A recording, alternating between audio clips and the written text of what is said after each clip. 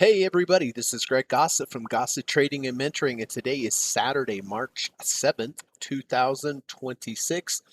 Hey, I hope you're doing well. I hope you are having a nice weekend. I hope you had a good trading week last week. I do know it was a tough week for the bulls, all in all, a lot of stuff going on politically and all over the world. And sometimes we have these events. So the main thing is that I hope you're staying safe. I hope you're following your rules. And market doesn't go down forever. There will be a rally at some point. Hopefully, we just don't know when. But hang in there, hang tight, follow your rules, follow your process. It's the only thing you can do. So I appreciate coming to my weekend review podcast today. I hope it's going to be helpful for you. Um, the format for the podcast today is, first of all, we're going to run the U.S. legal disclaimer. Secondly, we're going to come back. We're going to take a look at all the trades and positions that I have and that I made last week. We are going to talk about when I entered the trade, why I entered the trade, what was the setup, what were the confluences of signals of why I entered the trade, how I'm going to position size based upon the current volatility of the market, which is much greater at the moment. So I'm buying fewer shares. We're going to talk about where I place my end of bar stop, where I place place my emergency stop, where I place my end of bar stop, how I go into trailing stop mode, how I am going to take partial profits each day if the market moves a certain amount each day in my direction, and then ultimately how I am going to exit the trade. I have a lot of examples today, long positions, short positions on the daily time frames, the weekly time frames, and feel quite grateful that actually had a pretty good week considering. Um, so grateful for that. But I'm going to show you all of them. I hope it's going to be helpful to see how I look at entering and then how I look at managing the positions. They weren't all profitable. Some of them I got stopped out on, but that's just trading, right? The key is in trading that you're going to have a lot of losses. It's just that you need to do whatever you can do and structure the trade so that when you have losses, they're small. And when you have wins, you have the ability for large upside outsized gains because you need those outsized gains to pay for the losses, the inevitable losses that you're going to have. So we're going to take a look at when I entered, why I entered, and then how I'm going to manage these trades going forward. After that, we're going to talk a little bit about trader psychology, always the most important skill. I've been trading for over 30 years. The most important skill is getting yourself a plan and then, but more importantly, following the plan through all the volatility, through all the emotions. In my humble opinion and experience, it's the only way long term that you're going to make money in trading. And that's what we all want to do, right?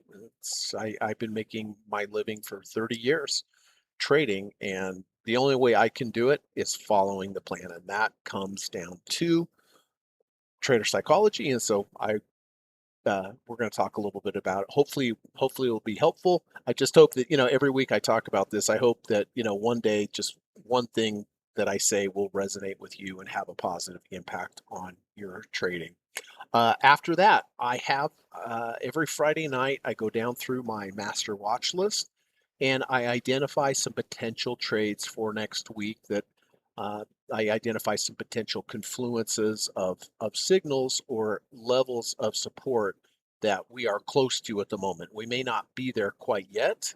And if we were, I probably would have already taken the trade, but we're getting close. And this is what I'm going to be watching next week. And next week, if they get to these levels and they trigger and do what they're supposed to do, and give me a good risk to reward, I'll consider taking a trade. So I'm going to share those with you. Hopefully that's helpful. Get an idea of, how I look at charts and how I look for those key levels. So, and we'll see next week if some of those trigger, I'll take them. Hopefully they'll be good, but you never know, right? So if there is anything during this podcast that is valuable to you, I really would appreciate it if you could hit the thumbs up button or subscribe to the channel. It just lets YouTube know that there's some valuable content here, and so they can share it with more people. I've talked to a lot of traders this week, And you know, a lot of them are struggling because this is a, you know, this is a difficult market for sure. So um, all you can do is set your plan and follow the plan. So I hope you're staying safe out there. And again, hopefully today's podcast will be helpful. So let's run the U.S. legal disclaimer, get that out of the way, and then we'll get started and we'll come back and we'll take a look at all the positions that I'm having and we'll see how they're doing. So hang tight, please.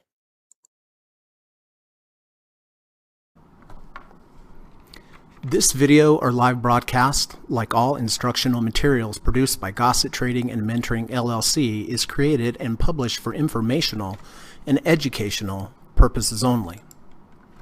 Please carefully read and/or listen to the U.S. government required disclaimer before watching this video or live stream broadcast. The video link and disclaimer text are located in the description section of this video or live broadcast, here and here. Thank you so much.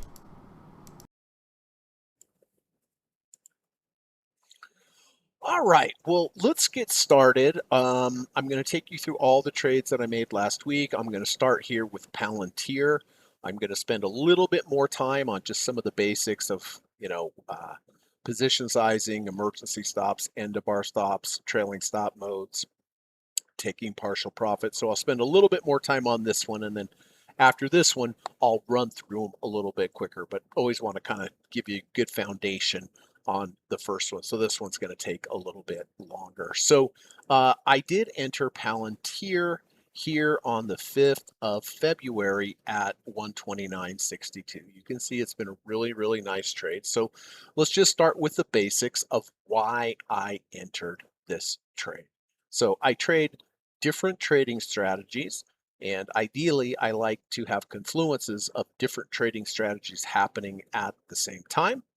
But on this particular trade, it was just one entry, and it's based upon this green box. So what is this green box? This green box is called an order block. You hear me talk about order blocks all the time. Now, there's a lot of different ways to trade order blocks.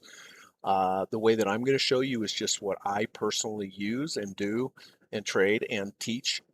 It's a simple way to do it, and it works for me. So the way that I have to create an order block is I look for, and by the way, this order block goes all the way back here to July of last year. So these order blocks tend to have memories, even if they're 3 months ago, 6 months ago, a year ago.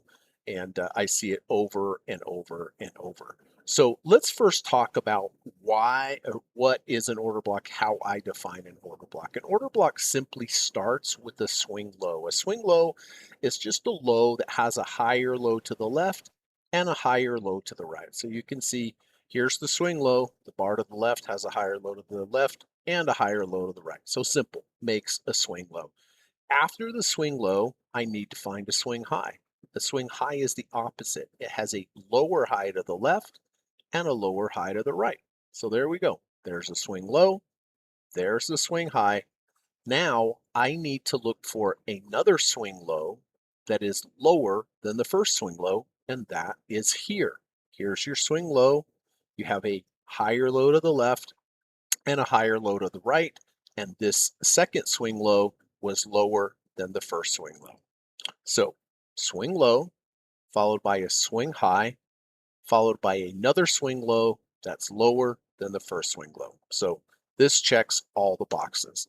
Now, after that happens, we need to key off of that first swing high, right? Swing low, swing high, lower swing low.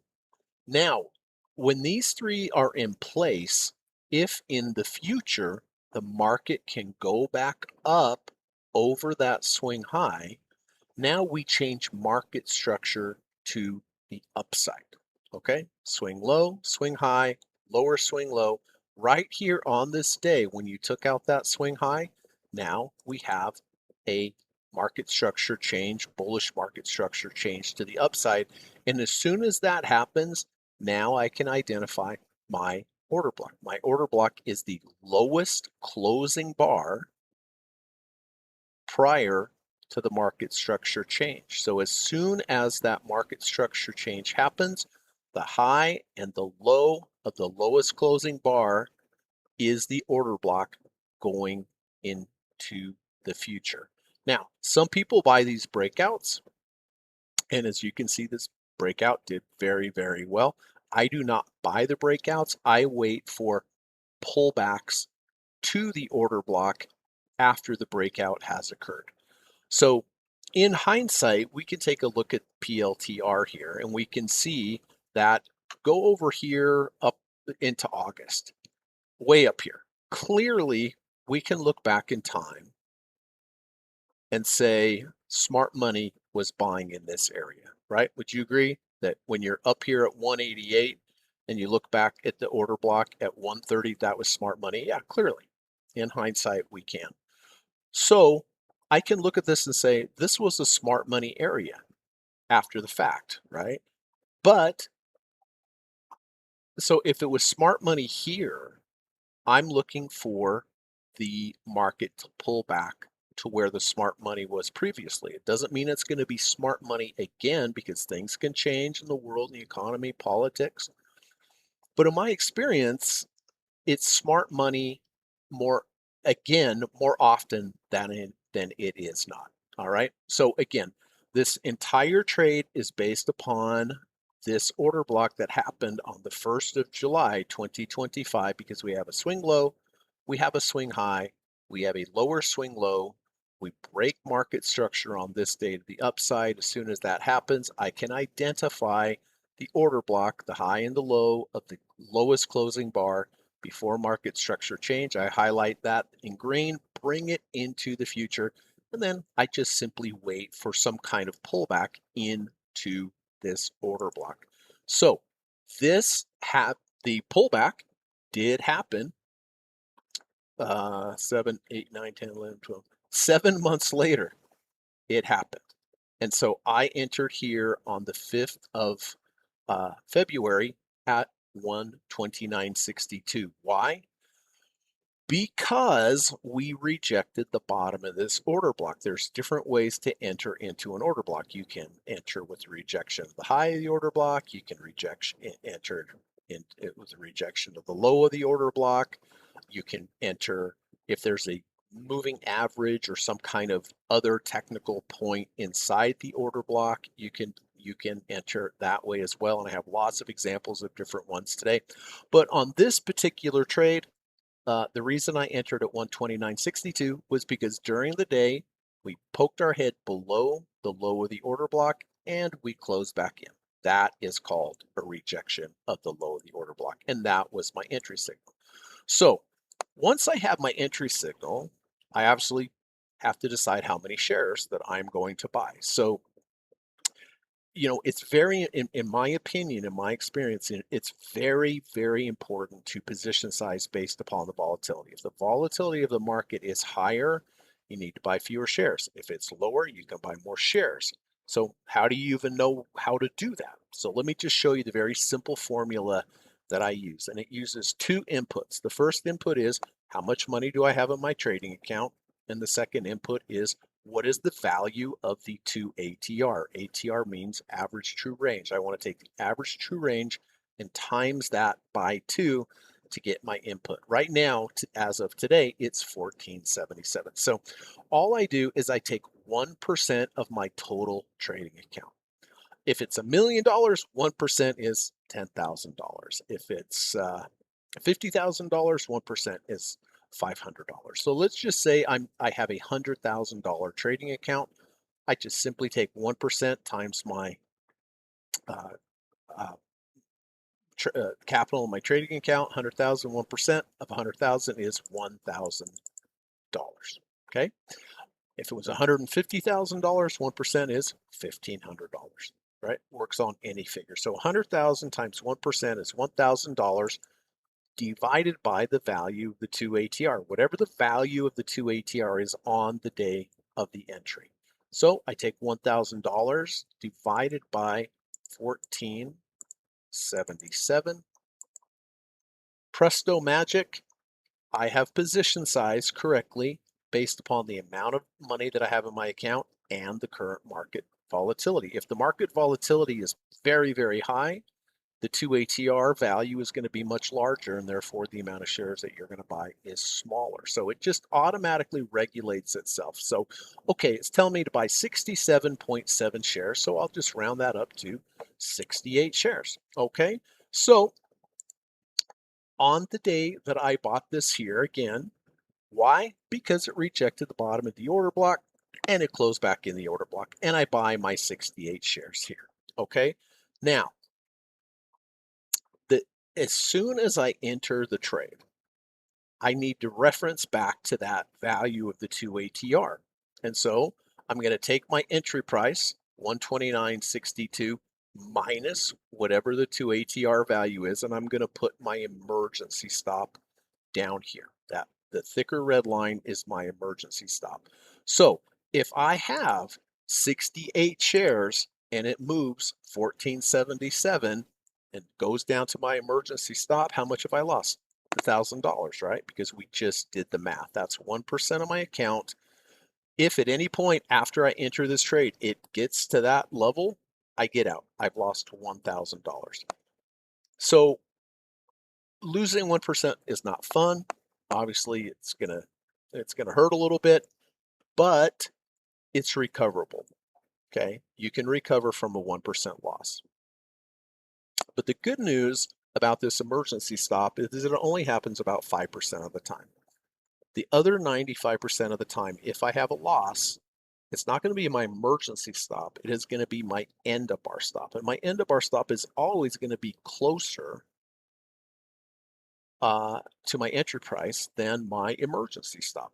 So my end of bar stop, depending what strategy I use, but on this particular entry that I took, my emergency stop is simply a close back below the order block. I entered very near the bottom of the order block anyway. So if the next day had just closed below the low of that order block, the green box, I simply would have gotten out with a loss. And it could be a very, very small loss, right? So 5% of the time, if I take a loss, I'm gonna lose 1% of my account. It hits my emergency stop. The other 95% of the time, if I take a loss, it's gonna be much smaller than 1% because I'm using my end of bar stop. So two stops: emergency stop, end of bar stop. End of bar stop is always much closer to the enter price than the emergency stop. Okay, so I know I've position size based upon the volatility of the market and the amount of money that I have in my trading account. I have placed my emergency stop 2 ATRs below my end of bar stops, just simply close below the low of the order block. Now, the very next thing I do after I enter and I have those stops in place, I look to the value of the 1.5 ATR. The value of the 1.5 ATR at the moment is $11.08. So when I enter the trade, whatever the value of the 1.5 ATR is, I take my entry price plus the value of the 1.5 ATR and I put an orange line. This is my trailing stop level, right? In trading, if you enter a trade and it moves, a certain amount from your entry that you're happy with, then you want to tighten up your stops. You don't want to give all the money back in case it reverses. So that's why I place the 1.5 ATR trailing stop level above. And then if I enter the trade and it gets there, doesn't have to close above or whatever, even if it touches it, now it puts me in trailing stop mode. And all that means is that after I'm in trailing stop mode, in the future, if I have a close below a previous bar's low, I'm going to exit half. And by exiting half of your position, it just automatically tightens all of all your stops. It tightens them up because you've taken off half. So it moves everything up. Just by default, it moves all your stops up. So again, if I get to trailing stop level, it doesn't mean I do anything. It just means now I got to the threshold to put me in trailing stop mode. And in the future, if I have a close below a previous bar's low, I'm going to get out of half the position. Okay. All right. So everything I've talked about so far as having an emergency stop, having an end of bar stop, going into trailing stop level and selling half if you have a close below a previous bar's low after reaching trailing stop level, these are all defensive moves. So if the market goes against me, I have to take action defensively, which is great. It's very, very important that you have these in place and you play defense. Extremely important. But as with any sports team, you can't just play defense. You have to have an offense also, right? You have to balance it out. So I also play offense in my trading as well. And the way that I do that, really, it's very, very simple. If the price of my position moves up a certain amount each day from the previous day's close, I'm going to take a little off. I'm going to sell into the strength. So I'm in this trade at the moment. And let me just show you how I'm going to mark this up for Monday. All I do is I take the closing price. Right now it's 157.16. And I'm going to look now to the value of the 0.45 ATR. The value of the 0.45 ATR is right now $3.32. So I'm going to take the closing price, 157.16, plus 3.62, 3.32 plus 3.32. That tells me for Monday, my first profit target for Monday is $160.48. So I'll put a line there, 160.48. That is my first profit target for Monday. Now, I always place 3 profit targets each day. So my first one is 160.48, as I just showed you.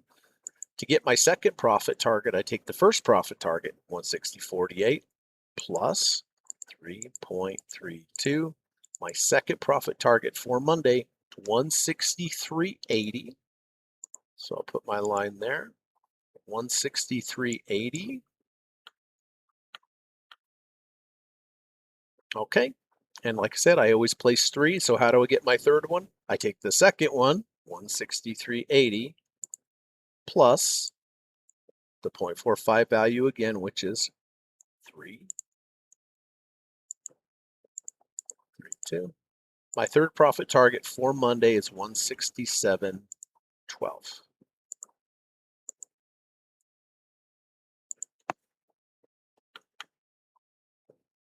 All right, there you go. So those are my 3 profit targets going into the day, into Monday. The question is, how much do I take off? It's really simple. However many shares I have going into the next day, I take 10% off. So if I had 50 shares going into Monday, 10% is 5. I take 5 off here, 5 off at the second profit target, 5 at the third.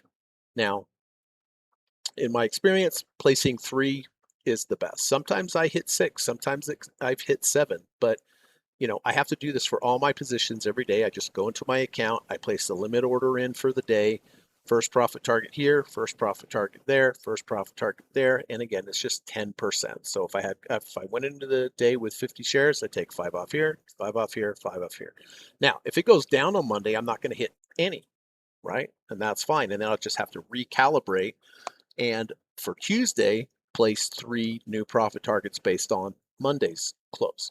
But if I have a decent day, it goes up a little, I hit 1. Great. I take a little off, I lock that profit in, and I reduce my position size. And reducing your position size, the more you reduce your position size, the less stress and emotions you have, and the more likely you are to follow your trade. And each profit target you hit, again, has the tendency, or not the tendency, but each profit target that you hit just by default tightens up your stops even more.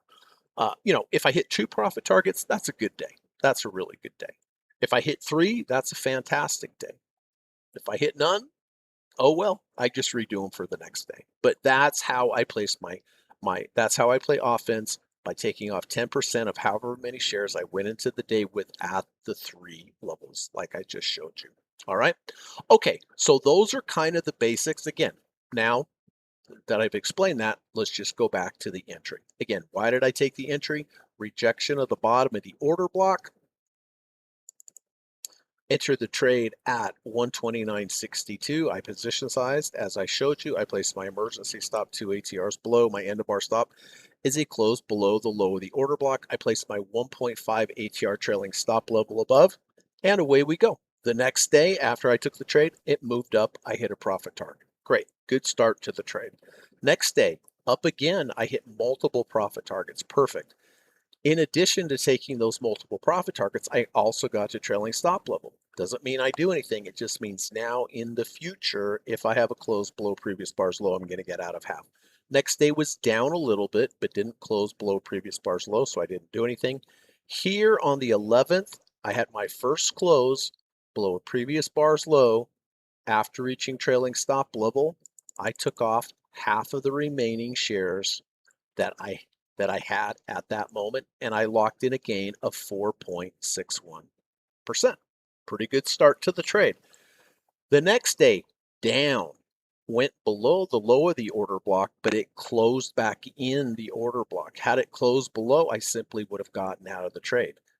And, I make all of my buying and selling decisions based upon the closing price. So you can see during the day, it was below the low of the order block, but I don't do anything because I wait until the close. And luckily it closed back in, kept me in the trade.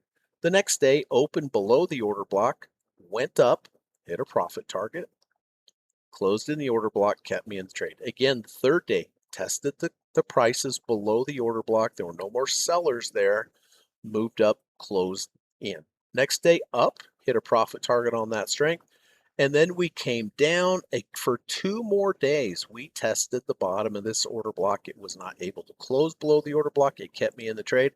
And since then, we've had a great run. Profit target on this day, multiple profit targets on this day, profit target on this day, and then again, profit target on Friday.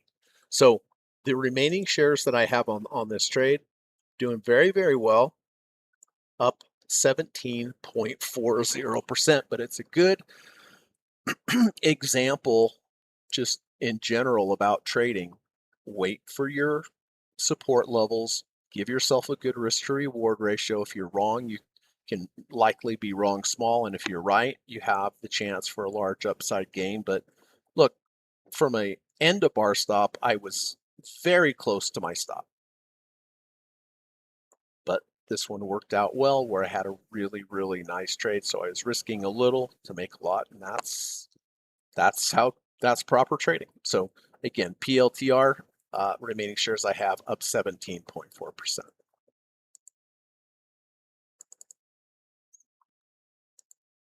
ARK. Okay, ARK is another order block trade. I entered ARK here on the 12th of February at 68.41. Why? On this particular trade, there were two primary signals. The first signal was that we rejected the order block. You can see we went below the order block, closed back in. Okay, that's one. In addition, we had a deep dip buy signal as well. And a deep dip buy signal on this trade was that during the day, we were under the 30 RSI during the day. And then we closed back above the 30 RSI by the end of the day. So that's a deep dip buy signal. If you have a close below 30 and the next day you close above 30, that's legit. If you go under 30 during the day and then close back above the 30 during the day, also legit. So that's what happened on this day. During the day, we were under the 30 RSI and we closed above. But in addition to that, we were below the low of the order block, closed above. So two really good signals. I entered at 68.41. I placed my emergency stop 2 ATRs below, as always. My end of bar stop, simply a close below the order block. And I entered very close to the low of the order block, so my risk to reward is good. I placed my trailing stop level 1.5 ATRs above. And the next day, great. Started off great. Hit a profit target. Next day didn't do much. Next day I did hit a profit target and also got to the trailing stop threshold, put me in trailing stop mode. I don't do anything. It's just that now I'm in trailing stop mode. The next day didn't do much. The next day didn't do much. The next day we had our first close below a previous bar's low. After reaching trailing stop level, what do? I took off half the position for a gain of 2.29%. Next day, moves up, great. Hit a profit target. Next day, moved up, great. Hit a profit target. I think the next day hit a profit target as well. Then we're down, another profit target, down, no profit targets. Clearly a profit target on this one. In the last couple days, we are down. So this trade's doing fine. The remaining shares that I have at the moment, this share is up.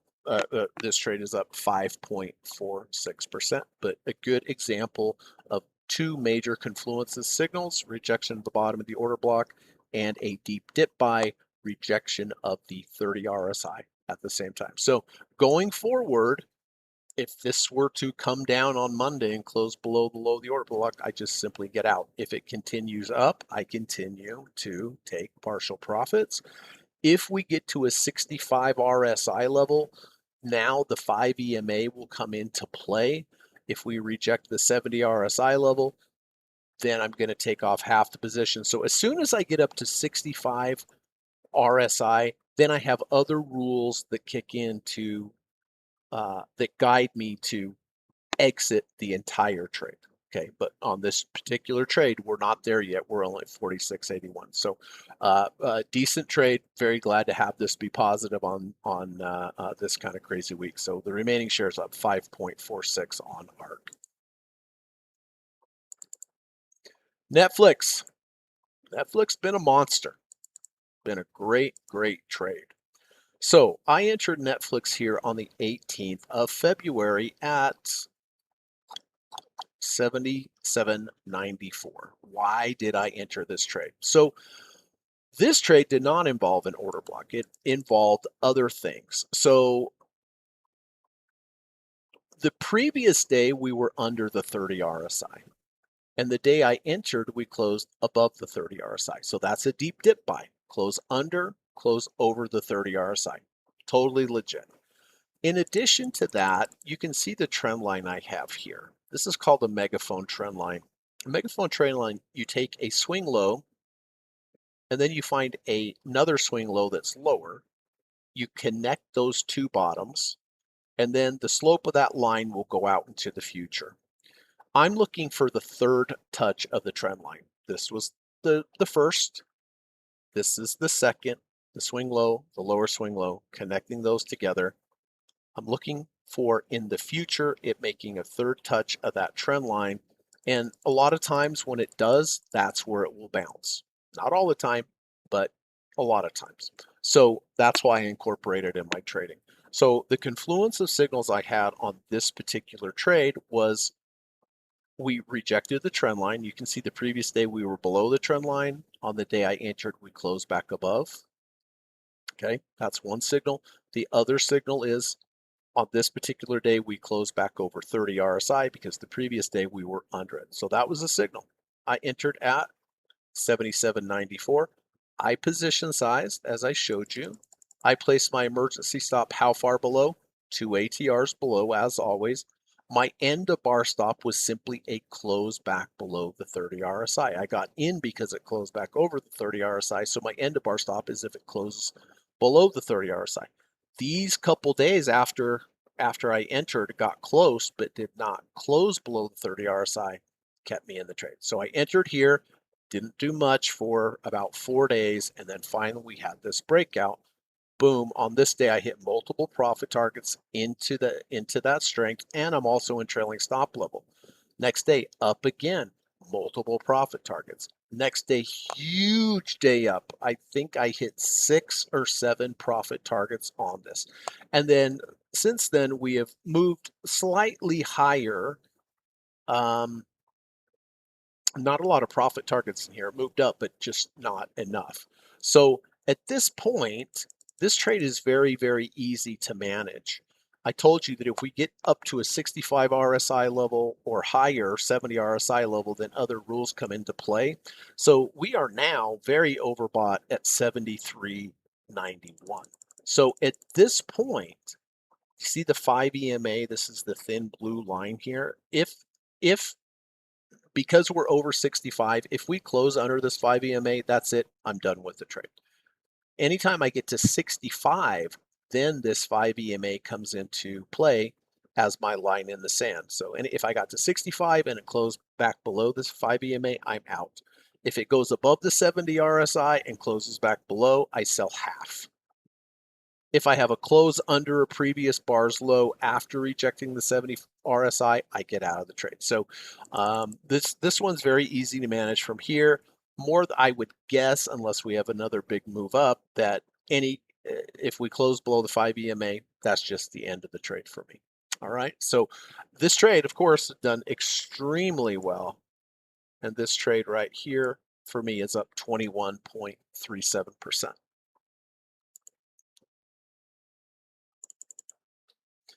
VIX, wow. Been in this trade for a long time, everyone. It's been a monster. It's been a monster trade. And it all comes back to order blocks. So I entered VIX here on the 15th of January at 26.29. Why? Order block. Well, that's one of the reasons. Let's find the order block. Here's a swing low. Here is a swing high. Here is a lower swing low. And then here on this day, we change market structure to the upside by taking out this swing high. As soon as this happens, I know that the lowest closing bar prior to the market structure change is my order block, the high and the low. So I take the high and the low, I highlight it. This is the order block area. Now, this chart's, it's moved up so big it kind of skews the graphics. So let me see if I can get this a little bit better here. So, of course, with an order block, you can get in with the rejection of high of the order block, you can get in with the rejection of lower order block, or you can get in with the rejection of some major moving average inside the order block. Well, there is no major moving average inside the order block, so I placed my own level. And this is the green line here at 26.14. Why did I place the level there?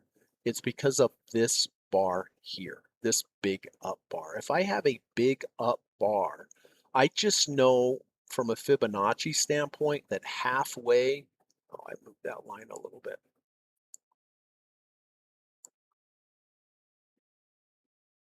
I just know that halfway of any big up bar will generally find some support. And so when we broke out and created the bullish market structure and I identified the order block, I see this big up bar here and I place my own level at 26.13. So it moved up, it pulled back, and what did it do on the day that I entered? It rejected that halfway, just like I said. So I got in 26.29. I position size. I placed my emergency stop 2 ATRs below, as always. My end of bar stop was a close back below the low of below this midpoint line at 26.13. And placed my 1.5 trailing stop level above. The next day, moved up a little, fine. Next day, huge explosion to the upside. It hit multiple profit targets into that day. Really great trade. The very next, and clearly we got to trailing stop level. The very next day, we have a close below the previous bar's low. What do? I took off half. So I took off a lot of this position in these 2 days, but I still kept some. Now, I said that my end of bar stop was a close below the 26.13, but because I sold so many shares into that strength, I moved that stop to a close back below the low of the order block. So we came back to the order block, but never closed below the order block. And you can see when it came back to the order block, it found support there. Moved sideways, took some profit targets here, then we moved back down, took some more profit targets into that strength, took some more profit targets into that strength, took more profit targets into that strength, and then we would come back down to the order block. You know, and I mentioned on the podcast, I was like, okay,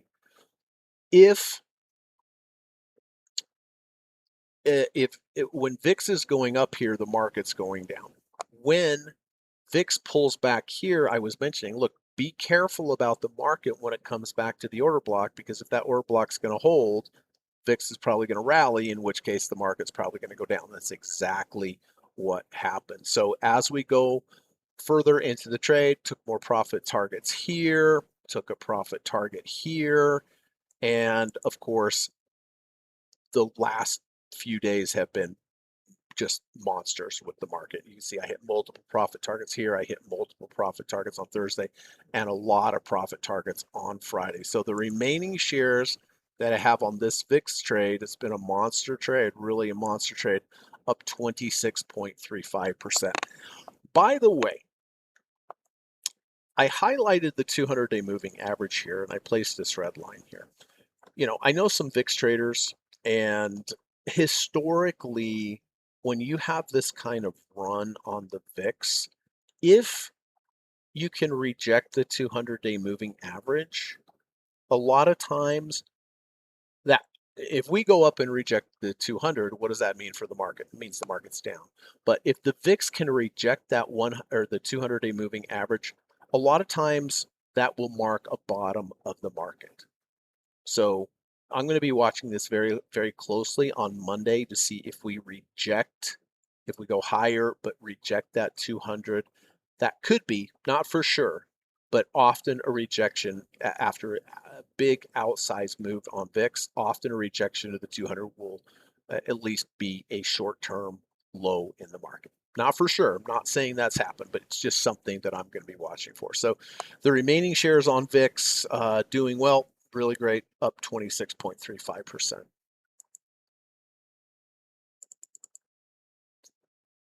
Silver. Okay, I took silver, kind of a different, little bit different strategy.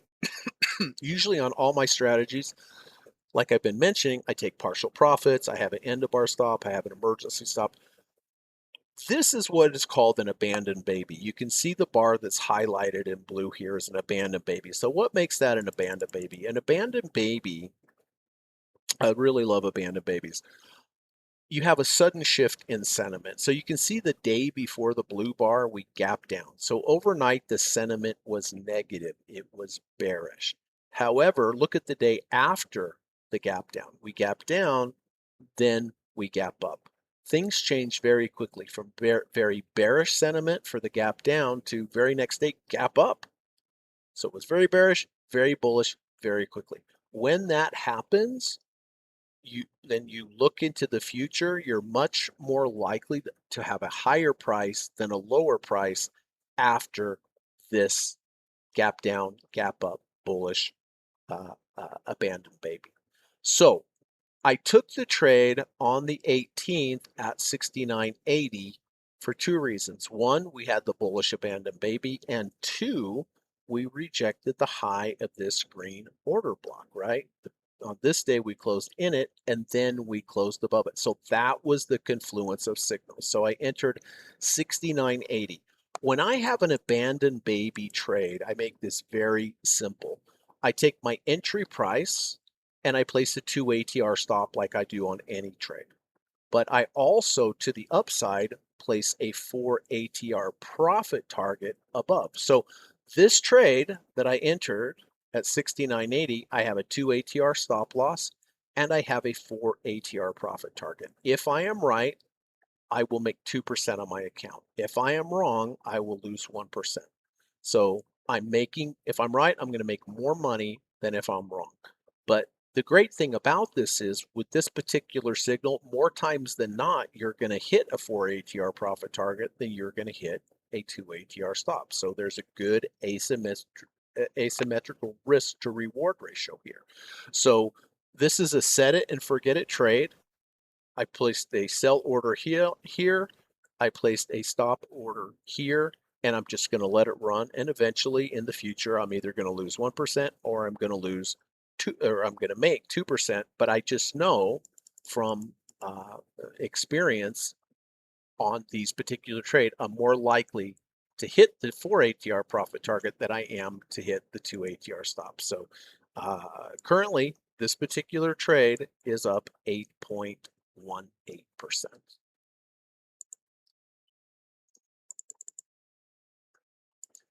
UNH, all right. Completely different trading strategy. I really love this trading strategy, and I've had a few. I've had a lot more signals with this recently. than in the recent past. This is called a higher low V2. Let me bring your attention to these two green lines. This is the 1 ATR channel. This is the negative 1 ATR channel. Anything within the below this green line and above this green line is considered the value zone. Okay, so I want to buy in value, sell above value, or I want to buy below value, sell in value. What I want to avoid is buying above value. So that's what I like about the value zone. It kind of gives me that level to look at. So for a higher low V1 or V2, the first rule is that we need to close below the low of the value zone, which is green line. Well, clearly all through here we close below it. So we've closed below it. Second rule is we have to close in the value zone or go into the value zone. Did we do that? We did. And then we need to pull back and create a V1 or a V2. This is considered a V2. The V2 consists of 3 bars. Bar 1, bar 2, bar 3. Bar 2 has to go below the low of bar 1.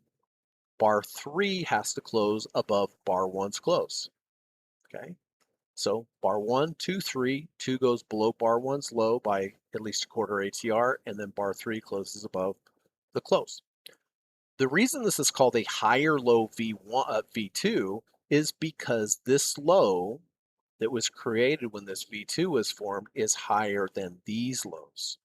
And higher low anything is better than lower low. So we closed below the value zone, we came into the value zone, we pulled back, created a V1 or a V2. In this case, it's a V2 since it's the 3 bars. And by the way, if you want to learn more about V1s, V2s, just go to my YouTube channel. I have a great video there that explains, just look up Greg Gossett V1s, V2s in my channel and you'll see.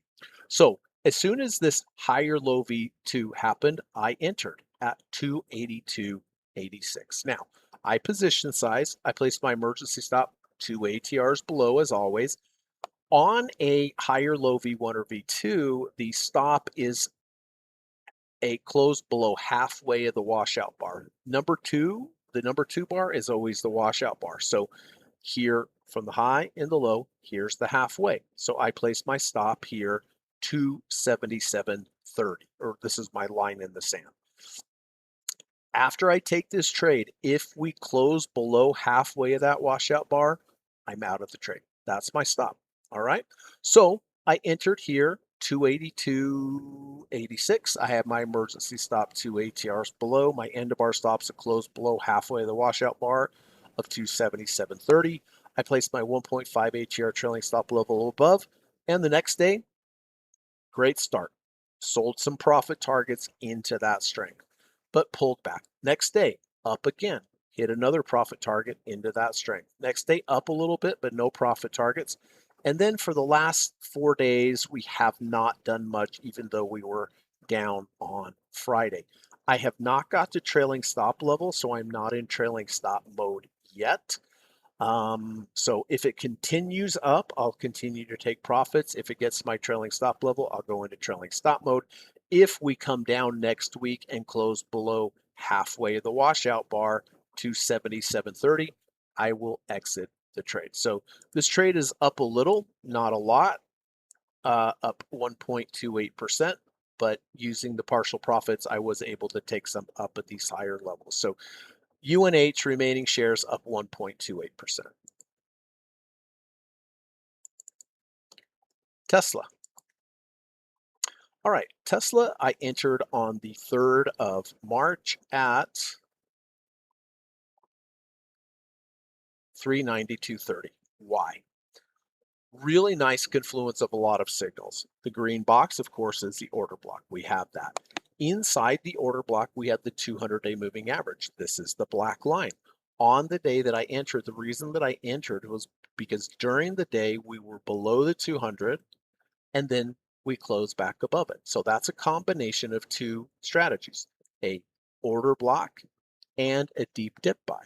The deep dip buy is the rejection of the 200-day moving average. So I entered 390. Oh, in addition to that, by the way, back to megaphone trend lines, if we connect these 2 lows, this low and this lower low, and we bring the trend line into the future, you can see when it got to the 3rd area here, that is where it bounced. it tested it again and bounced on the day that I took the trade, in addition to the rejection of the 200-day moving average. Do you see how we also rejected that trend line, meaning that during the day we were below it and we closed back above it? So those were the reasons for the entry of the trade. Entered 392.30, position size correctly, placed my emergency stop 2 ATRs below. My end to bar stop is simply a close below the 200.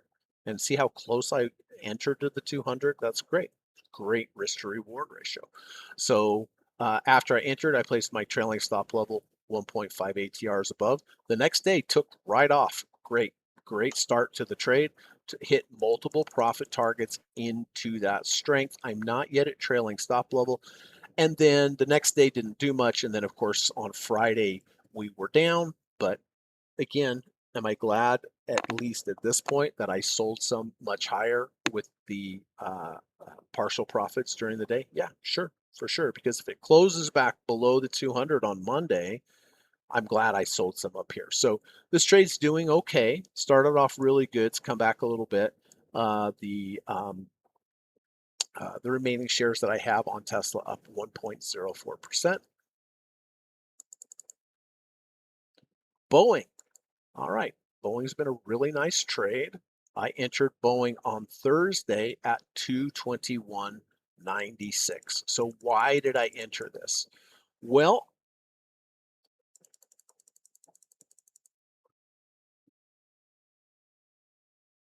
we have a,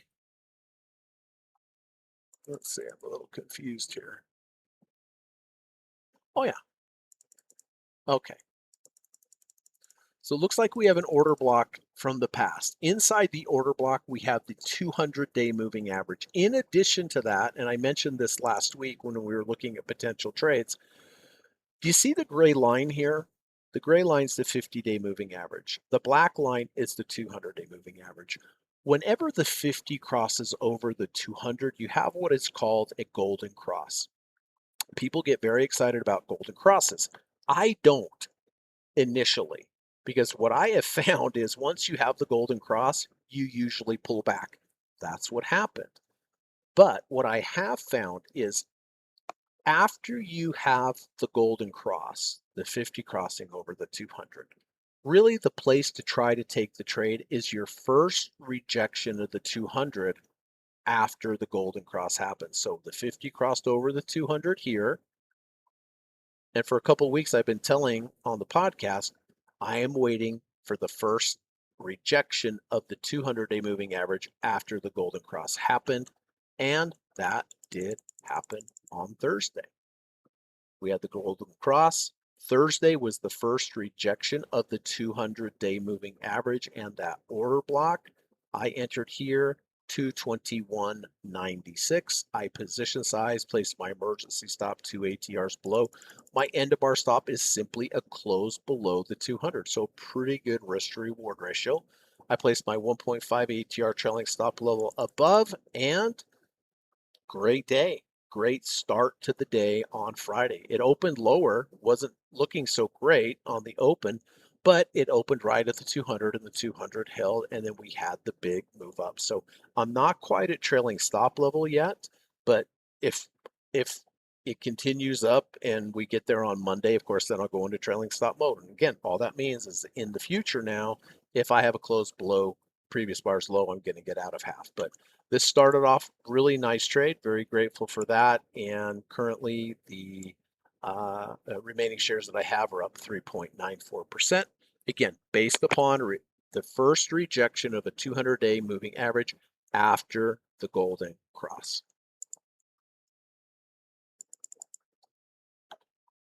Okay, I did enter Morgan Stanley on Friday as a new trade. Why?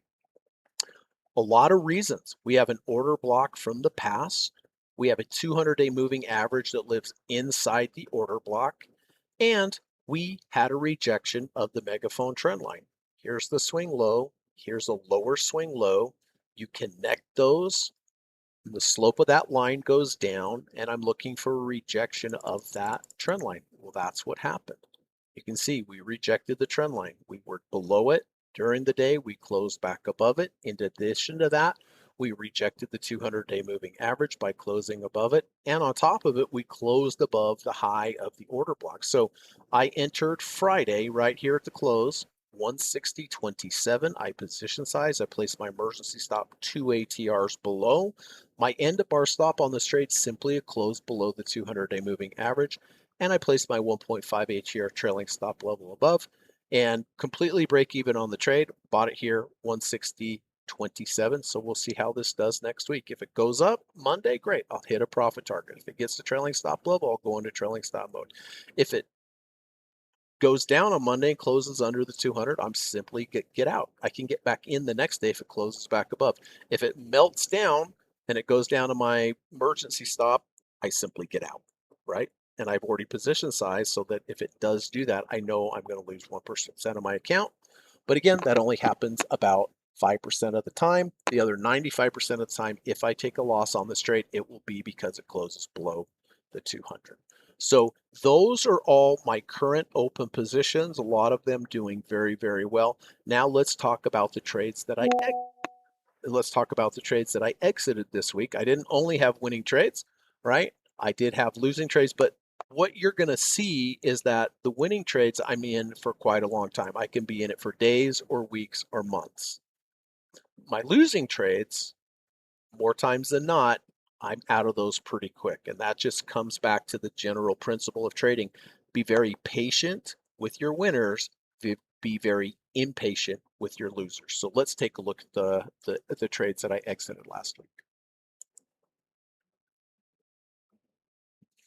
Okay, so let's start with Google. I did enter Google on the 17th of February at 302.01. Why? Well, we rejected the 30 RSI. We rejected the 100-day moving average, which is the red line. So I entered 302.01. I position size. I placed my emergency stop 2 ATRs below. My end of bar stop is a close below the red line, the 100-day moving average.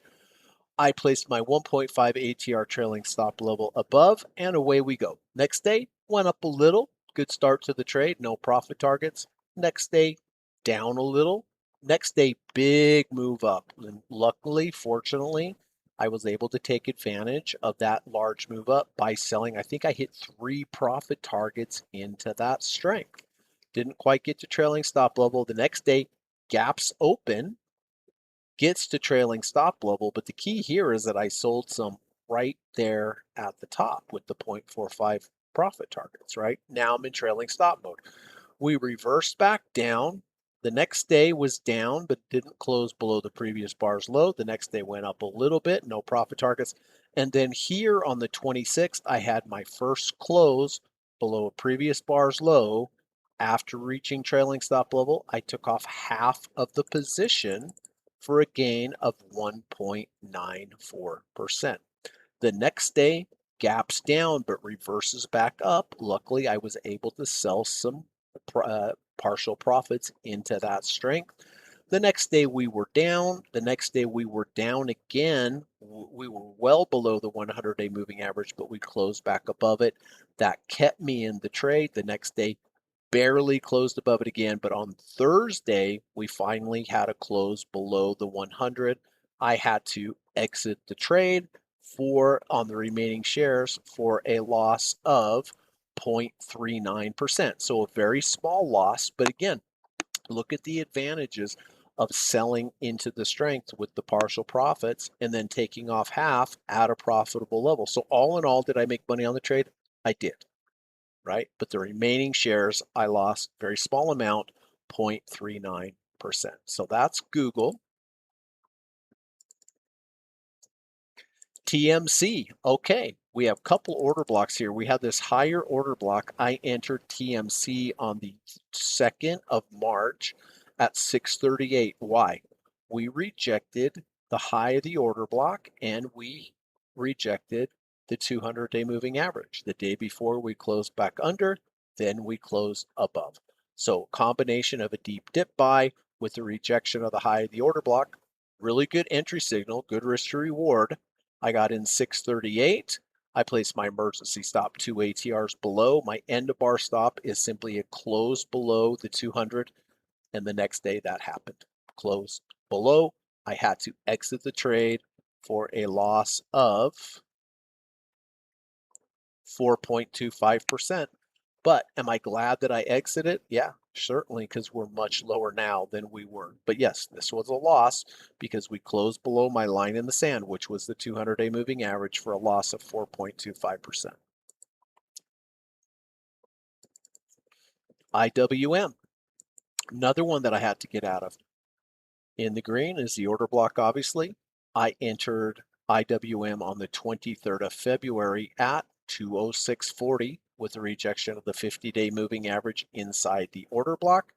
I position size. I placed my emergency stop 2 ATRs below. I placed my 1.5 ATR trailing stop below above. Next day, good start. Went up. Took some profits into that strength. Next day, up again. Next day, up again. Next day, down. Did close below previous bar's low, but I had not reached trailing stop level, so I didn't do anything. Next day, we opened much lower, reversed back up. I was able to hit one profit target on that strength, but the next day, we closed below the 50-day moving average, the gray line, and I had to exit the trade. That was my line in the sand for a loss of 0.59%. Am I glad I exited the trade? Yeah, certainly. We are much lower here. So again, showing the benefits of taking some profits when I had them here and here, which ultimately reduced and mitigated my loss when we closed back below my stop. So a loss on IWM, 0.59%. Totally fine, totally acceptable, small loss. Disney. I entered Disney on a higher low V2 on the 24th of February at 105.96. Remember, close below the value zone, go into the value zone, pull back, reverse up with the V2. When I enter a higher low V2, of course, I position size. I place my emergency stop 2 ATRs below my end of bar stop, halfway the washout bar. That is this green line. Next day, down a little bit, down a little bit, up a little bit. The next day we did test the halfway, the washout bar, by going below it and then closing back up, back above it, keeping me on the trade. But the next day we closed below halfway the washout bar. I did have to exit this trade for a loss of 2.56%, but I'm glad I did because it is lower at this moment. So loss on that one at 2.56%. And then Etsy, I was looking for a good short trade and I found it, and the entire market went down, but this one went up. So, I talk about bullish order blocks a lot, but I also have bearish order blocks. Bearish order blocks are just the opposite of bullish order blocks. Bearish order block, you need a swing high, followed by a swing low, followed by a higher swing high, followed by market structure change to the downside. And when that happens, your highest closing bar prior to the market structure change is your bearish order block. That's why I have the highlighted red bar. So I took the trade here on the 4th of March because we had rejected the 50-day moving average inside the bearish order block. I got short at 55.63. I placed my emergency stop 2 ATRs above. My end bar stop was a close back above the 50. Well, the next day it closed above the 50 and I had to get out. It's strange how the entire market was down. This one was up and I did take a loss of 1.82% on the trade. So Etsy, just really strong, didn't work. And had to get out for a loss of 1.82%. Okay, so those are the closed daily trades that I have here. Now, I also trade the weekly bars, and I have 2 trades on the weeklies that I'm going to share with you. And the first one is on UUP, which is the US dollar. I've been in this trade for a long time. If I'm in the trade for a long time, it means I'm up on the trade, right? I'm never going to be in a losing trade for a long time. So I entered UUP all the way back here on 7/11, July 11th of last year at 26.31. Why did I enter the trade here? Combination of signals in the order block. You can see the green box, which is the order block. Two things happened on the day that I entered, and I entered at 26.31. Number one, we rejected the high of the order block, meaning the previous week we closed in it, then we closed back above it. That's one. The second is that we had a deep dip buy off of this 200-day moving average. The previous week we closed under it, then we closed over it. So those are the two confluences of signals: to close under, close over the 200, and the rejection of the high of the order block. I entered 26.31. I position size correctly. I place my emergency stop, as always, 2 ATRs below. My end of bar stop is simply a close below the 200-week moving average. And then, of course, I place my 1.5 ATR trailing stop level above. So after I entered at 26.31, next week went up. Great. Great start to the trade, hit a profit target. Next week, we were down. We were under the 200 at some point during the week, but it closed back above, keeping me in the trade. Had it closed back below the 200, I simply would have had to get out of the trade, but it kept me in the trade. The next week, we had a huge move up where I hit multiple profit targets in this strength and also got to trailing stop level. Next week, we were down. Next week, we were down again, and we had our first close below a previous bar's low. After reaching trailing stop level, what do? I had to take off half the position for a gain of 0.49%. Then we moved sideways for about a month. Nothing much happened. This week was an interesting week because earlier in the week we were far below the 200, which is my stop, remember, but we recovered, closed above, kept me in the trade, which really grateful for that because the next week was up, hit a profit target. Next week, nothing. Next week, up, sold multiple profit targets into that strength. Couple weeks of sideways. Next week, up, sold some into that strength. And then we were down. Here's a profit target. We moved down. We moved up here, hit a profit target here. Then we had a significant move down here where I thought for sure that this was going to close under the 200-day moving average, but it rallied at the end of the week, closed back above the 200, kept me in the trade. Next week up, profit target. Next week retested the 200. Next week up, profit target. And of course, this week I hit multiple profit targets into this strength here. So at this point, this particular trade, the remaining shares that I have on UUP doing quite well, up 4.26%, which is a big move on a currency, by the way. And then last but not least, IWM weekly trade that I took 2 weeks ago at the close of the market. Lots of signals here on this trade. I entered IBM 238.91. Why? Let's break them down. One, here's the order block. We rejected the bottom of the order block. We were below it. We closed back above it. That's one. Number two, we rejected the 100-week moving average, meaning that during the week we were below it and we closed back above it. In addition to that, from a deep dip buy perspective, we went under the 30 RSI during the week and closed back over the 30 RSI.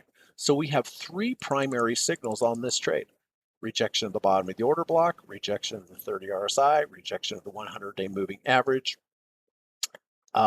In addition to that, we have a secondary, which is this negative third ATR channel. This is this gray line here. 92% of prices, when they get to the negative third ATR channel, stop going down, go sideways, or move up. On this particular week, we went below the negative third, closed back above it. So all in all, three primary signals, one secondary signal, and a good risk to reward ratio, because where's my end of bar stop? Simply a close below this 100-day moving average, the red line. So I entered 238.91. I placed my emergency stop 2 ATRs below. My end of bar stop is a close below the 100-week moving average, and I placed my 1.5 ATR trailing stop level above. This week, Great bounce from there, up 7.76%. Wait, sorry, that's the weekly close. But yeah, almost exactly 7.78% from where I bought it in 1 week. So this was a great confluence, all sorts of confluences. And again, I like to trade weeklies, not just daily timeframes. I like to trade weekly timeframes as well, and certainly glad that I took this trade. So there you go, everybody. Those are all my positions from the week, all the current open daily swing trades, the closed daily swing trades, and the 2 current weekly trades as well. So before we take a look at the potential setups for next week, let's just take a few minutes and talk a little bit about trader psychology.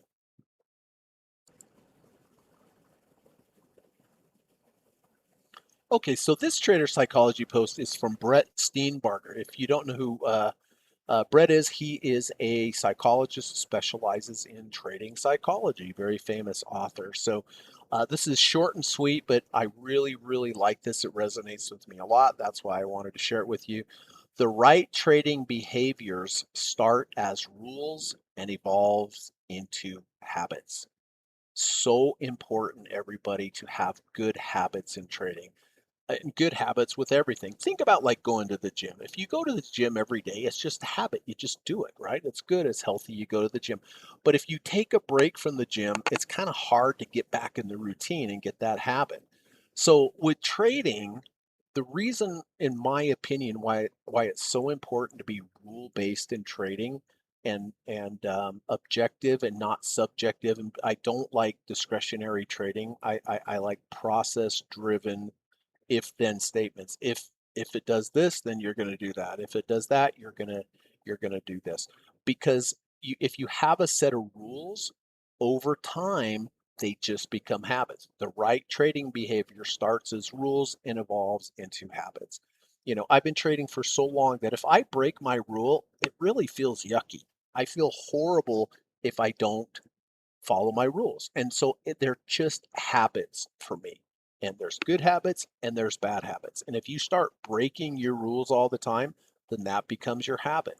If you have a good set of rules based upon good trading fundamental or good trading principles and and you just follow those rules, eventually those will become habits. And that's the key. So I my one recommendation to everybody, get yourself a good trading process. Whether you learn it from me or whether you learn it from someone else, it doesn't matter. The important thing is that you learn a process that has good trading principles, position sizing, good risk to reward ratios, multiple levels of confluences of support, and then get out when you're supposed to. I teach people all over the world, and currently I have some really great students, and I'm watching them, whether they make money or lose money, they're following the rules and they are building the habit of following the rules, which is just great. It's just great. So the right trading behavior starts as rules and evolves into habits, and I hope that's where you will get where it's just a habit to trade correctly.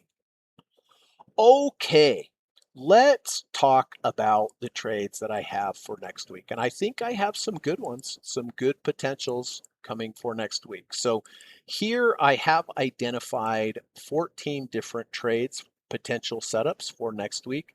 Now I mention this each week. Here I have 14. Is it possible on Monday all 14 of these could trigger? Yeah, it is. Does that mean that I'm going to take all 14 of these trades? Absolutely not. If on Monday all 14 of these trigger, I am going to have to narrow it down to one trade out of 14 good ones. How do I do that? Well, I give a scoring system to each one of my trades. And just to make it simple, if one has one entry signal and the other has two entry signals, which one do you think I'm going to take? I'm going to take the one that has more entry signals. But I also have to look at the risk to reward too. You could have a signal, you could have an entry that has 5 signals, but has a horrible risk to reward. At that point, I'm probably just going to have to pass on that. So I look at the risk to reward. I look at how many signals, how many confluences we have. I also look at the higher time frames to see if I can glean any information about support or signals on the higher time frame. I look at the relative strength of a particular market. That factors into my equation. I also factor in, hey, I've got 4 tech stocks, and here's 3 more entry signals for tech stocks, or here's an entry signal for discretionary, consumer discretionary. Well, I'm probably going to buy that one just so I don't have only tech stocks, so I get a little diversification in there, right? So there's a lot of things to think about. And just so you know, I do teach a private one-on-one course. I teach people from all over the world, and I teach a 20-hour one-on-one course. I think the best way to learn anything is one-on-one with your instructor or your coach. And that's why I formatted this. Like I said, I've been trading for or teaching for many, many years, students all over the world. I've turned out just some really great traders. And I teach or I use about 7 different trading approaches. And in my one-on-one course, I teach my students all the rules. We do all sorts of simulation trades. I throw a lot of curveball questions. It really is important to me that when I'm done with my student, that I know they can hold their own and they know what they're doing. And so it's 20 hours total. I teach 2 hours per week and we go for 10 weeks. So we're going to spend a lot of time together. But one of the best reasons of teaching over 10 weeks that I found is that the market changes a lot in 10 weeks. And so we see a lot of different trading environments while we're working together. So if you're interested, the course does cost $2,000. I know it's expensive and it's an investment, but I think it's going to be money well spent. I think you're going to be really happy that you invested it because you're going to learn a skill that you can use the rest of your life. So if you're interested, send me an email. My email is in the link of the YouTube video. Just say, hey, Greg, interested in taking your course. I'll reply back to you and say, hey, that's great. Why don't we set up an initial call? It's a free call. It's not a sales call, I promise you, at all. I just want to meet you, learn more about you, learn more about your trading goals, your challenges, and it's also a really good time for you to ask me any specific questions about the course. So if you're interested, I'll teach you everything I know and look forward to getting your email and let's meet and let's teach you some good trading principles. So that's the live course. And then also, if you like online courses, I also have a really good online course about the deep dip buy stock trading strategy. That's at udemy.com. I've sold so many of those around the world. I think I have like 4.8 star rating on the course. It's very affordable. It's between $30 and $50. And if that's interest, that's a really good place to, at least to start. And that link's in the description as well. So, okay, those are my couple plugs for the day. And let's get on to taking a look at the potential trades for next week. First off, Apple. So we have an order block from the past in Apple, this very wide order block. Now, there are several locations of where I am looking to potentially enter the trade. Actually, the trade, or what happened on Friday, was legitimate here. I didn't take that. I took Morgan Stanley. But why? Well, yes, it rejected the high of the order block, but really the key is, you see this big up bar here on the 30th? Big up bar. What did I say about big up bars? Big up bars, if you come back to halfway, there tends to be support there. Well, it's exactly what happened on Friday.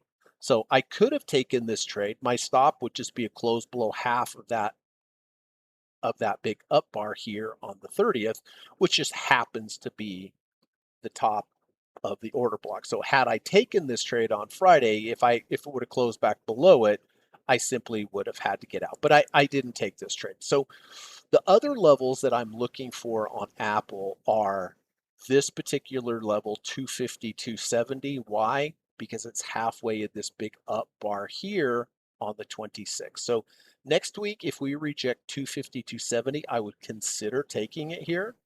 And then 250, 270 would be my line in the sand. Or in other words, if it closed back below that, that would be my stop.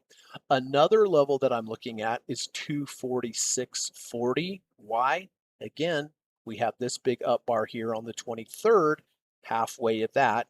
So a potential rejection of 270, 270 would be a potential entry. Another entry would be 246.40. Always an under 30, over 30 inside of an order block would be legitimate, but we're kind of far away from that right now. We're at 40.88, but theoretically we could have an under 30, over 30 during the week. I just don't know where that would happen, so that's something else I want to be looking at.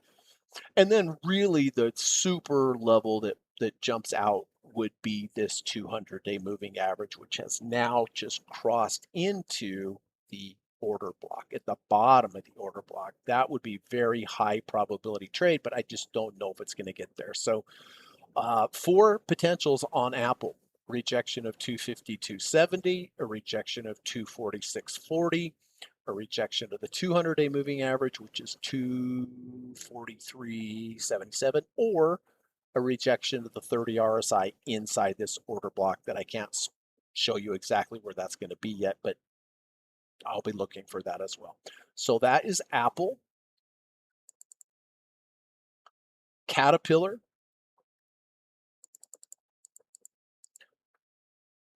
We're quite far away from this order block, but the order block starts back here on the 23rd, but I do have a couple levels here as well. First level would be 637. Why? Halfway of this up bar here on the 28th.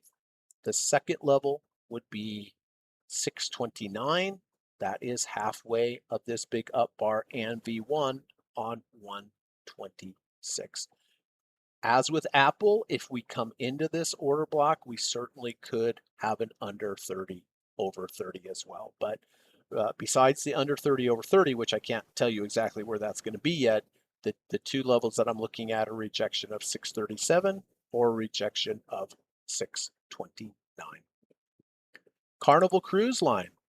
Wow. Look at that, everybody. Just fell out of bed, unfortunately. So we have this wide order block from the past. The key level that I'm looking at right now, and we very closely bounced there already on Friday, is 25.38. Why 25.38? Well, for one, it's in an order block. 2, if we go back on the V2 that happened back here on 12.08, we had bar 1, bar 2, bar 3. 2 went under bar 1's low, 3 closed above bar 1's close. This V2, halfway of the washout bar, the V2 is an important support level at 25.38. So that happened here on the 9th of December, bringing this into the future. So that's very close to where we bounced. In addition, we're at a 31 RSI. So if we head lower on Monday and go under the 30 and then close back over the 30, well, that's a legitimate signal by itself. But if it does that, it will also reject this level that I just put in at 25.38. So just to make it simple, next week, if we reject this, if we go below the 25.38 and close back above, that would be a potential entry for me, because not only is it rejecting this important level of 25.38, just by default, it will have rejected the 30 RSI, and that will be the confluence. So that's what I'm looking for on CCL. Salesforce been quite strong with the rest of the market going down. We have a order block here that was created or on 223. Let's quickly again look at that Y. Swing low, swing high, lower swing low. Market structure change. I don't buy the breakout on the market structure change, but when we change market structure to the upside, it defined the order block, and this is what I have. Now, there are some key levels within that order block. And again, I'm waiting for a pullback to one of these levels. If it doesn't get there, then it doesn't get there. But there's an important level that I'm looking at is here in the order block, 181.50. Why 181.50? It's halfway at this big up bar on the 24th. So that's one level. The second level I would look at is 178.60. Why? It's halfway of the washout bar, the V2. Here's bar 1, here's bar 2, here's bar 3. 2 goes below bar 1's low, 3 closes above bar 1's close. The stop on that, the important support level, is at 178. Now, you can see the trend line that I drew here. The high and then the lower high, and we connect it. Well, we broke above the trend line. Okay, that's bullish. But very often when you break above the trend line, you will get a pullback and a retest of that trend line. Well, look, if it does retest that trend line, depending how far next week or in the future it rejects, it would dovetails right there with that important level of 178.60 as well. So that would be my preference, a rejection of 178.60. But again, there's two of them. 180, 150 is one potential rejection. The second, the one I like better, is 178.60. It's in the order block. It's back at the support of the trend line, and it has the key level of the halfway of the washout bar. So really, my preference would be a rejection of 178.60. And I don't know if it's going to get there. Probably not. But if it does, I want to be ready for it. And that's an ideal position for me if it rejects that level. DIA, the Dow Jones. Well, the market has sold off dramatically. The Dow has. But there's some potential entries here. We have a large order block here, back here on 1120. We are coming into this potential level. Inside of that order block, there's two important levels. The first would be the 200-day moving average. The 200-day is 463.52. We're quite a long ways from that. I don't know if it will get there, but if it does, I want to be ready and have things marked up so I can look at the chart and go, oh, there's my level. So a potential rejection of 463.52 would be one potential entry. The second would be 461.20. And if we trace this back, why did I mark this?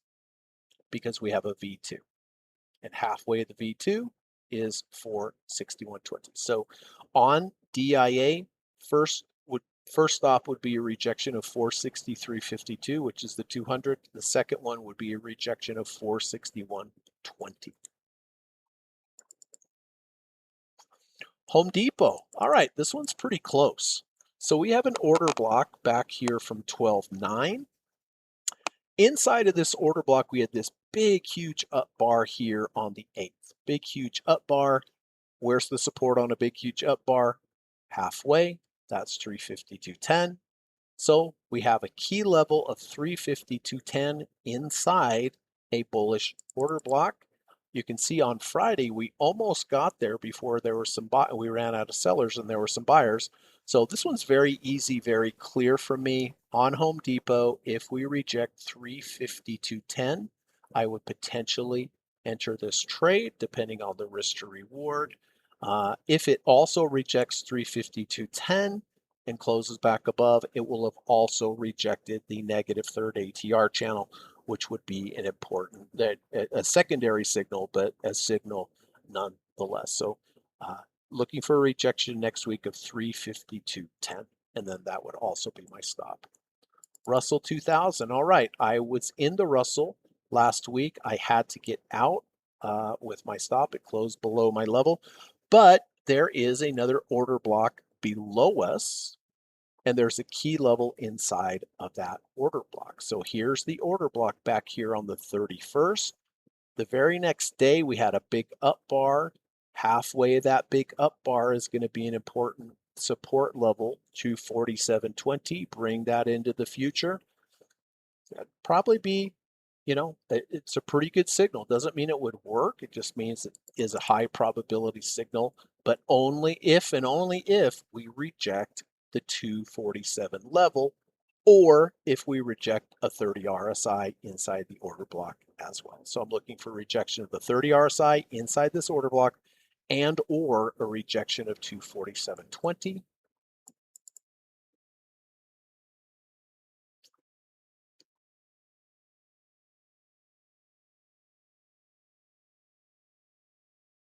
I'm having a little problem with my charts here. Oh, good. Thank goodness. Okay, so Meta. The important level that I'm looking for on Meta is here at 618. Okay, I took this trade all the way back here. It was a fantastic trade. rejection of the 30 RSI, rejection of the negative third ATR channel, bullish, abandoned baby, had this trade, wrote it up to here, really nice trade. But these two bars is what's called a island reversal. An island reversal is very similar to a abandoned baby, other than abandoned baby uses one bar, island reversal uses two or more bars. We gap down, we had a sideways move, and then we had a gap up. So it leaves these two bars by themselves. If you have an island reversal or you have an abandoned baby, a key level is 618, the high of the island reversal. So that is why I have marked this level 618. Bring it into the future. Next week, we may bounce at this trend line. I wouldn't take the trade based upon the bounce of that trend line, but I would consider taking the trade if we reject the high of the island reversal at 618. If it does reject that 618 on island reversals and abandoned babies, I structure the trade a little differently. 2 ATR stop, 4 ATR profit target, and that's how I would structure that trade. NVDA getting very close to a key level.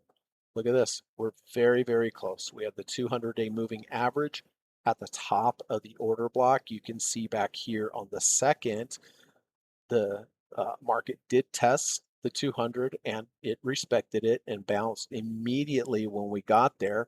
Now we've pulled back, but I like this trade very, very much. If we reject the 200-day moving average next week, meaning we go below it, close back above it, or intraday we go below it, close back above it, I would very likely take that trade depending on the risk to reward ratio. And then my stop would be a close back below the 200. And that 200 right now is 176.12. So I'm going to be watching that one very closely. Pfizer, much stronger than the rest of the market. So we have this higher order block, swing low, swing high, lower swing low, market structure change, defines the order block. Two potential levels that I'm looking for next week. The first would be a rejection of the 50-day moving average. The 50 is at 2607. That would be the first potential higher level for rejection. The other level would be here at 2559. Why? Because these three bars here back in February created a V2. Bar 1, bar 2, bar 3. 2 goes under bar 1's low, 3 closes above bar 1's close. The key support is going to be halfway of the washout bar. So that's why I marked the 2559. So two potential rejection levels for Pfizer. The first would be a rejection of the 50 at 2607. The second would be a rejection of the halfway the washout bar, the V2, 2559. Oh, excuse me. And the third would certainly be this 100-day moving average near the bottom of the order block, and that is at 2529. Philip Morris, just like I showed you on the Boeing trade, the BA trade, back here on the 10th of February, we had a 50 crossing over the 200-day moving average. That's the golden cross. I don't get excited about golden crosses because usually when they cross, the market heads down more times than not. You can see that's exactly what happened. However, the first rejection of the 200-day moving average after the cross tends to be a place where the market will react. So we're getting pretty close to the 200-day moving average next week. If we reject the 200-day moving average, I would consider taking that. And the 200 right now is at 165.45. The Qs, let's look at the index. All right, some important levels coming up here. 200-day moving average at the near the bottom of the order block. The 200 is at 588.82. So especially on an index, anytime there's a 200-day moving average inside an order block, I'm going to pay attention to that. In addition to that, we have a megaphone trend line here. We have this swing low, we have this lower swing low. If we connect the dots there and run that line out into the future, the third touch of that trend line generally will have a reaction, and that's very close to the 200-day moving average. So That's what I'm looking for. I'm just to make it easy, I'm looking for a rejection of that 200-day moving average, and the 200-day moving average is 588.82. And if it rejects that, I would consider taking the trade with my stop at close below. United Airlines, UAL. All right, we are way down in this order block all the way back from 1117. We have slice under all the major moving averages, the 200, the 300, the 250. Couple ways I could handle UAL here at the moment. The first, if we continue down, we're getting pretty close to the 30 RSI. So for example, Monday, if we went under the 30 RSI and then closed back over the 30 RSI deep in this potential order block, that would be enough for me to potentially take the trade. My stop would be a close in the future back under the 30 RSI. Alternatively, if we go up, we could close above this 250-day moving average, at which point we are under now. And the 250-day moving average is at 92, sorry, let's see, 92.80.89. So it is above us at the moment, but if we were to close back above it, I would also consider taking that trade with the rejection of the 250 at 92.89. My stop would just be a subsequent close back below the 250. So either we go down under 30 RSI and over 30 RSI, that's one potential, or we go up and close above the 250-day. And then last but not least is Walmart. What I'm looking at Walmart at the moment is this order block below us and the 100-day moving average inside of that order block. So we're quite a long ways from that, but next week, if we continue down, that's the level that I would look for the rejection of the 114.37 level, and then that 114.37 level would be my stop level on my end of day stop. So there you go, everybody. That's what I have for you this week. If you found anything helpful today, I really would appreciate it if you could hit the thumbs up button. If you have any comments or questions, please leave them in the comment section. I will do my best to get back to you. If you would like to have me as your teacher and do the 20-hour one-on-one course with me, reach out to me, send me an email. Love to talk to you. And like I said before, I'll teach you everything I know. My number one goal when I get done with my student is I want that student to be a really, really good trader. And so I'll do everything it takes in the lessons to try to get you to that point. I also do private consulting. I consult with some hedge funds and different financial companies. So if you need any private consulting at all, please reach out to me. And if there's anything I can help you with, please reach out to me. So I appreciate you being here. I really do. If you can remember, hit the thumbs up button. I always like to leave off with, please try to go out and do something nice for somebody each day if you have the opportunity. If we all did one nice thing for another human being every day, it would just make the world a better place. And we like when somebody does an act of kindness for us, so why not pay it forward to someone else? If you have the opportunity to, do an act of kindness or something nice for an animal each day, that would be fantastic. They appreciate it, just like when it happens to us. So I have a small little platform, but I always like to leave off with that because I think it's important and would make the world a better place. And at this point, I think we all would agree that the world could use a little improvement. So anyway, God willing, I will see you next week, everybody. Thank you so much if you've made it through the end of this. And like I said, I hope it was helpful. Please follow your rules. Be careful next week and enjoy the rest of your weekend. Thanks so much, everyone. Take care of yourself. Bye-bye. U.S. government required disclosure. Stock, options, futures, and forex trading is not appropriate for everyone. While there is a potential for large rewards, there is also a substantial risk of loss associated with trading. The material in this video or live broadcast is not geared towards any particular individual or to any particular financial situation and is not intended to meet the particular investment objectives of any viewer.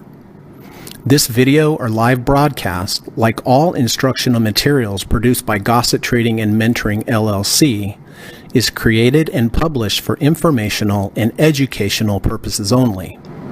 Any and all information contained in, implied, or referenced by this video or live broadcast is not to be construed as investment advice, and no representation is made that any individual or entity involved in production of this video or live broadcast is an investment or financial advisor or is registered or authorized to give any financial advice. We are publishers and educators only. Therefore, the various producers of this video or live broadcast will not accept liability for any loss or damage of any kind which may arise either directly or indirectly out of the use of any of this material, including any loss of profit. No representation is made that any account or investment will or is likely to achieve the profit or losses demonstrated. We recommend consultation with a licensed and qualified professional before making any investment decision. This video or live broadcast is not to be construed as an offer to buy or sell any security, financial instrument, or financial product of any kind. Notice is hereby given that any individual or entity involved in production of this video or live broadcast or their clients may have an interest in any security, financial instrument, or financial product mentioned or referenced. Any simulated or hypothetical performance result depicted does not represent actual trading and therefore may under or overcompensate for the impact of various market factors such as lack of liquidity. Thank you.